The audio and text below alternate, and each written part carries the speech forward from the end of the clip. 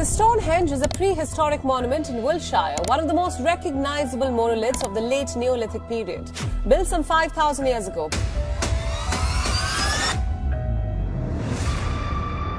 For centuries, Stonehenge has stood in silence, a perfect circle of towering stones, weathered by time, studied by experts, and surrounded by questions no one could fully answer. But what if everything we thought we knew about it is wrong?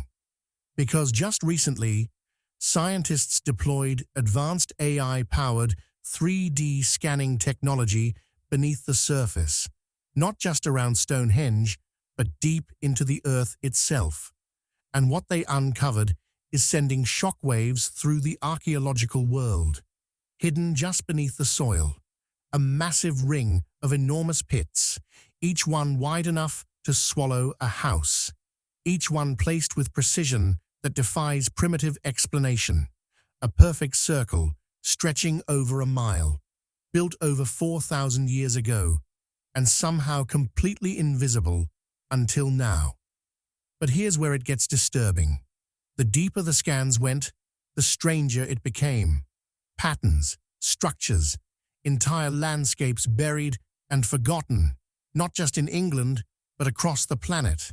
Civilizations we never recorded, engineering we can't explain, designs that suggest something far more advanced or far more intentional than history is willing to admit. And now, one question refuses to go away. What were they really building? Before we expose what they found, hit like and subscribe, because some say even the truth about Stonehenge was never meant to be known. The giant pits nobody could explain.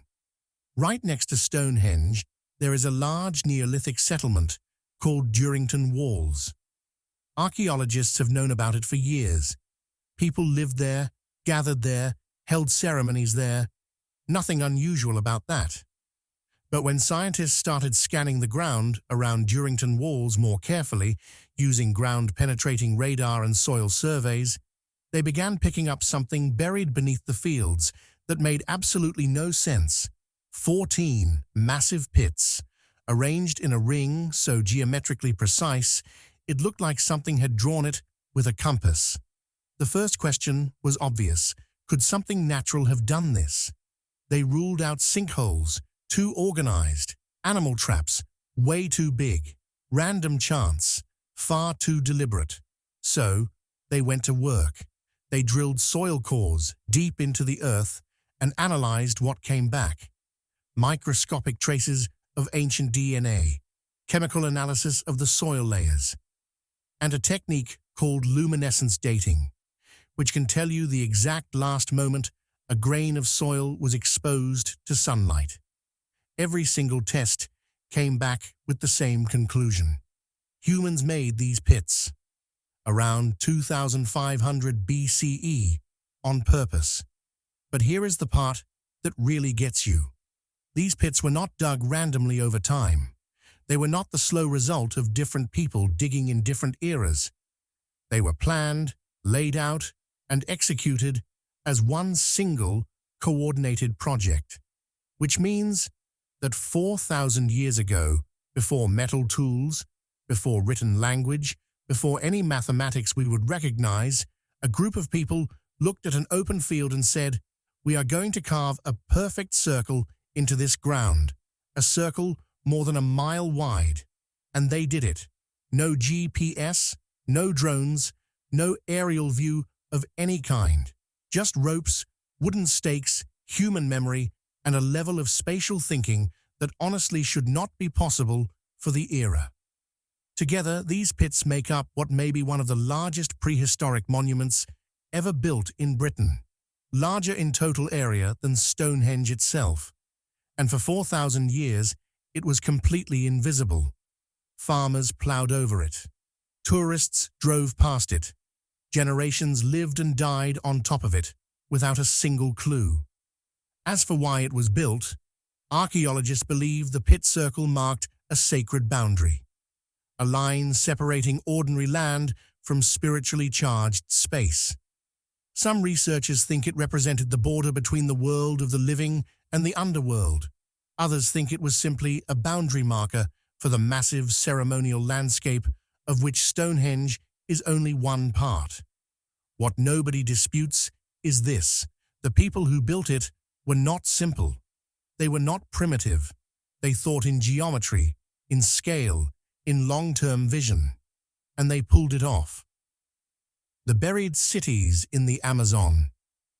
Now here is where the story gets global, because the same pattern, massive ancient structures hiding in plain sight until modern technology finds them, keeps appearing all over the world. In the Amazon rainforest, researchers spent more than 20 years exploring on foot. 20 years of fieldwork in one of the most difficult environments on the planet.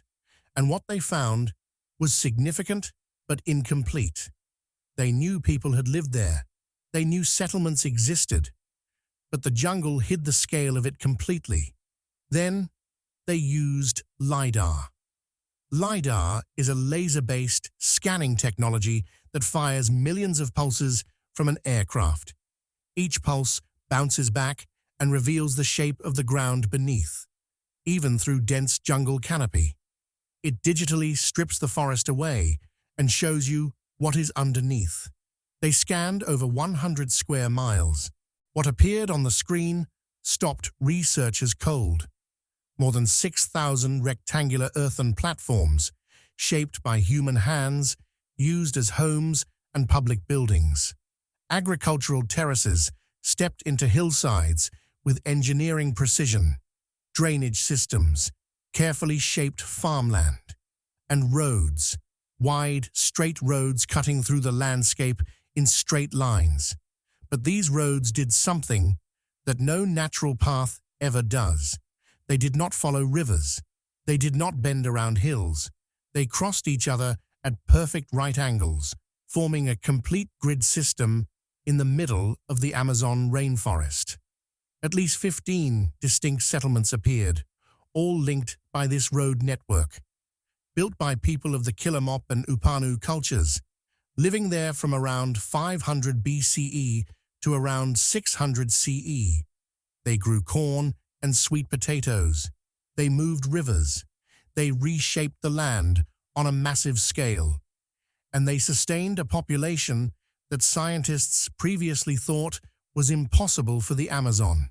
Not dozens of people, not hundreds, tens of thousands, possibly hundreds of thousands.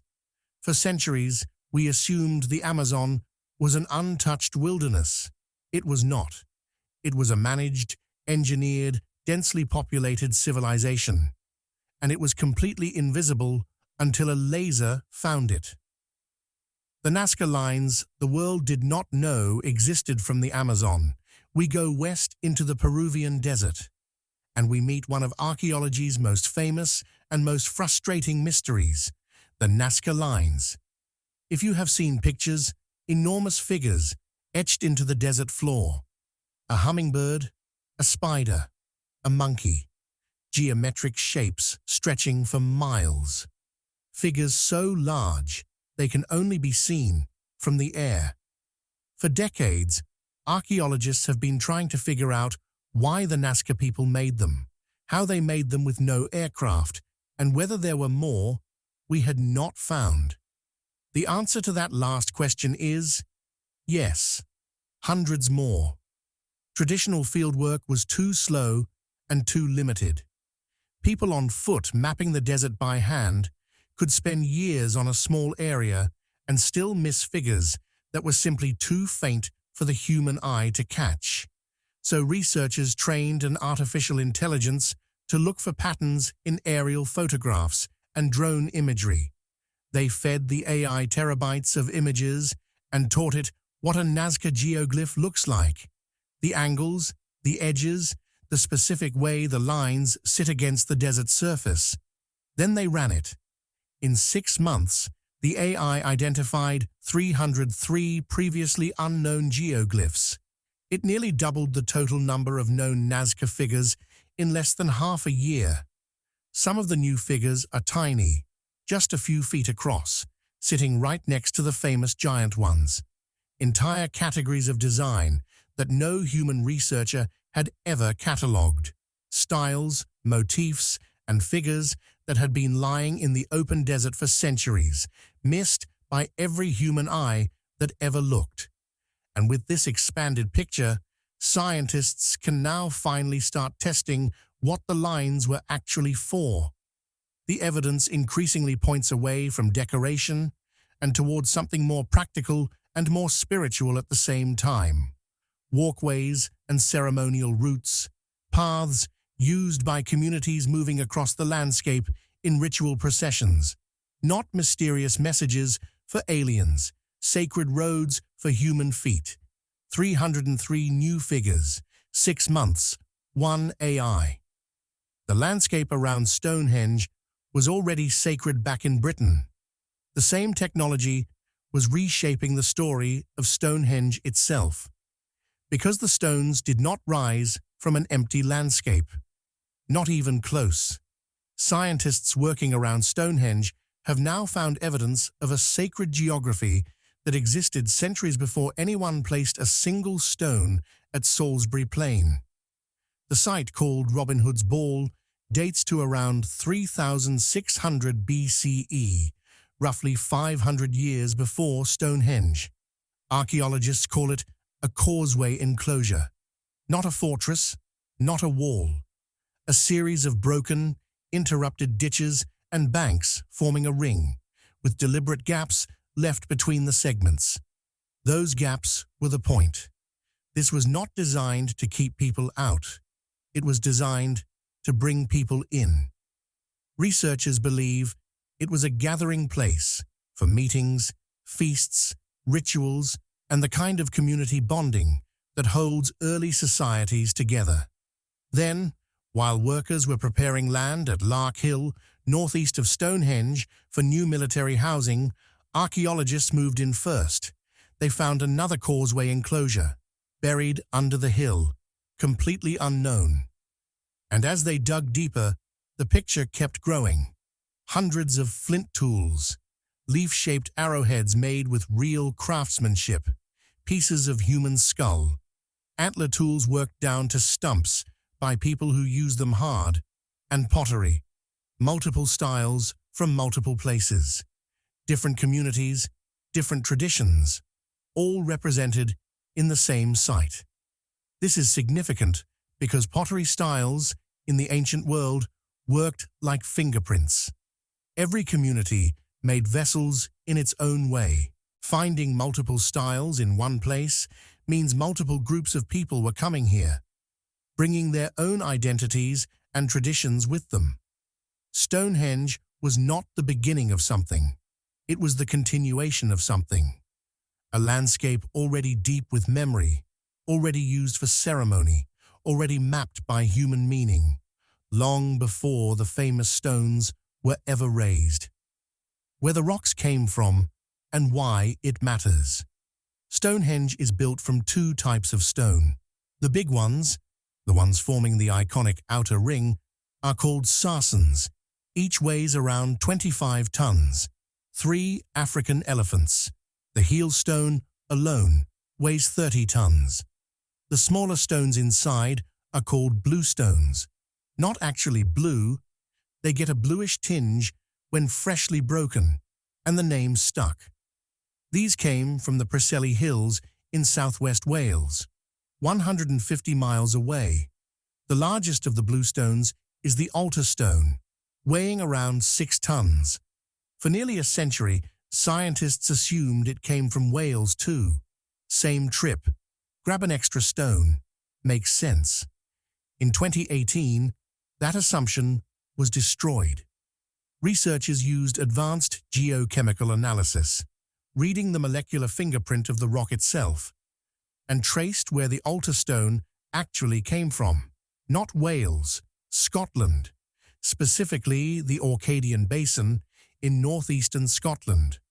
Over 400 miles from Stonehenge. 400 miles, 6 tons of stone. No wheels. The wheel had been invented in Mesopotamia by this point, but had not yet reached Britain. No vehicles, no cranes, across the full length of the island. How? We genuinely do not know. The ice road theory, that glaciers or frozen winter pathways allowed the stones to be slid, was debunked. It was warmer during the Neolithic than it is today. The river theory, that the stones were floated on rafts, does not work for sarsen stones. They are too heavy to float. They sink.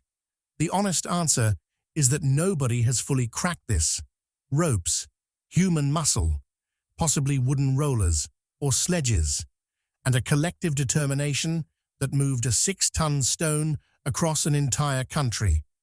As for the large sarsen stones, the geochemical analysis eventually traced those too, not from Marlborough Downs, as had long been assumed, but from West Woods, a forest about 19 miles away from Stonehenge, and excavations at a site in the Preseli Hills called Warn Morn found empty stone holes, evidence that stone pillars had been deliberately removed in prehistory. There was once a stone circle there, and the evidence strongly suggests that some of Stonehenge's blue stones were taken from that older, dismantled circle and relocated to Salisbury Plain. Stonehenge was not just built from raw stone. Parts of it were built from the recycled bones of an older monument. How Stonehenge was actually built and who lived there. Stonehenge was not built in one go. It was built across roughly 1,000 years, in stages, by generation after generation of builders. Around 3,100 BCE, a circular ditch was dug, wooden posts raised inside it, cremation pits established. This is the oldest cremation cemetery ever found in Britain. Around 2,600 BCE, the blue stones arrived from Wales. Some researchers believe people thought these stones had healing powers, which would explain why anyone went to the trouble of moving them 150 miles. Around 2,500 BCE, the great sarsen stones arrived, the outer ring, the trilithons, 2 enormous upright stones, each 25 tons, topped by a massive horizontal lintel, the shape that the whole world recognizes. A recent laser survey of the stones revealed something telling. The stonework is not evenly finished across the whole monument.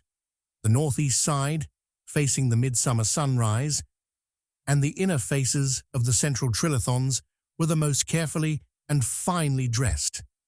The builders were not just placing rocks, they were sculpting a space with specific intention and specific direction. Building Stonehenge required roughly 20 million man-hours of labor. The average human lifetime is around 700,000 hours.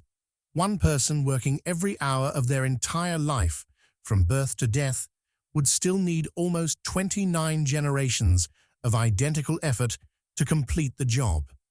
Accounting for the reality that people sleep, eat, and do other things, we are looking at around 57 generations of coordinated labor across more than 1,000 years.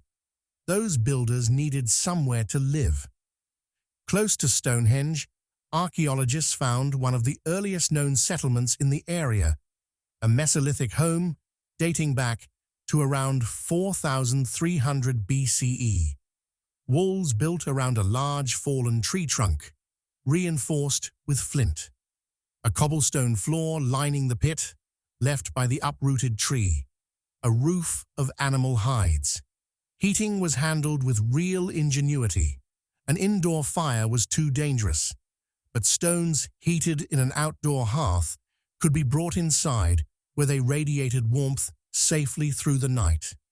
A heat storage system invented thousands of years before the radiator.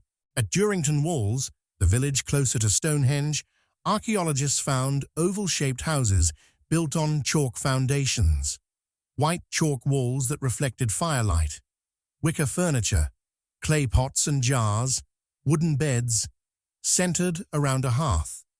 Researchers recreated 4 of these houses using authentic materials: 20 tons of chalk, 5,000 hazel rods, 3 tons of straw. The houses are single-room structures, about 16 feet on each side. They are brighter than you would expect, warmer than you would expect, and more carefully designed than you would expect.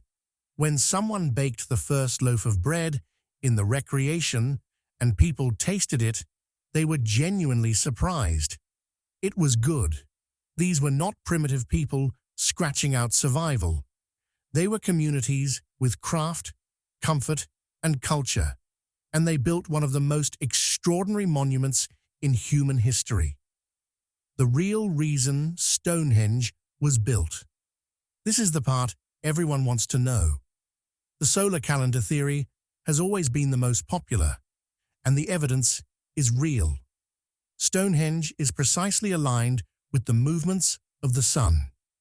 During the summer solstice, the sun rises directly in line with the heel stone, sending light straight into the heart of the monument. During the winter solstice, the setting sun aligns with the altar stone at the center.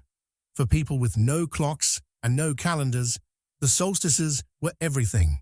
They told you when to plant, when to harvest, when the hardest months were coming, when the warmth would return. Stonehenge tracked time on a cosmic scale. Some archaeologists also believe it was a healing center. Bluestone fragments have been found deliberately chipped away, souvenirs taken by people who believed the stone itself could cure illness. Bone analysis shows visitors came from all across Britain, and some were clearly unwell when they arrived. But the theory that has emerged most recently, and which the altar stone's Scottish origin makes compelling, goes deeper than all of that. Around 2500 BCE, Britain was changing fast. A new group of people was arriving. Scholars call them the Beaker people, named after a specific pottery style they used to bury their dead. They came from the regions of the Netherlands and Germany, and over time, they brought about one of the most significant population replacements in British prehistory. The existing population, descendants of Neolithic farmers who had themselves arrived from the Middle East around 6,000 years earlier, found their world being fundamentally transformed. Researchers now believe that Stonehenge may have been a direct response to this pressure. The original inhabitants brought the altar stone all the way from Scotland, 400 miles, specifically because Scottish communities used recumbent stones like this one in their own sacred circles. By placing a Scottish stone at the heart of Stonehenge, the builders may have been sending a message across the whole island, a statement of unity, a call to every community in Britain, north, south, east, west, that this place belonged to all of them. In a time of division and displacement, Stonehenge may have been the most powerful political act possible, a monument that said, "We are one people. We are not going anywhere. This land remembers us." The altar stone, lit by the midwinter setting sun, placed at the exact center of the monument, aligned to the cosmos. It was not just an astronomical marker. It may have been a bridge between communities, between the living and the dead, between the present moment and the long memory of the land. Here is what every single one of these discoveries has in common. Every time new technology gets pointed at the ancient world, AI, LiDAR, luminescence dating, geochemical analysis, the same thing happens. We find out we were wrong about how small the ancient world was. The pit circle at Durrington Walls is bigger than Stonehenge. The Amazon cities housed hundreds of thousands of people. The Nazca lines had 303 more figures than we knew. The altar stone at Stonehenge came from 400 miles away. The landscape around Stonehenge was already sacred for 500 years before the first stone was raised. Every time the technology gets better, the ancient world gets bigger. These people had no metal tools, no written language, no engines. no calculus. What they had was observation, patience, creativity, and something we often underestimate, shared meaning. A collective belief in something bigger than any one of them, strong enough to move mountains across an entire country and sustain a building project across 57 generations. The pits around Durrington Walls are still there right now, buried under the Wiltshire grass, just outside the fence line at Stonehenge. You could stand on them and not know. But now we know. And the more we find out, the clearer it becomes. These people were not so different from us. They worried, they celebrated, they needed to belong. They wanted to be remembered.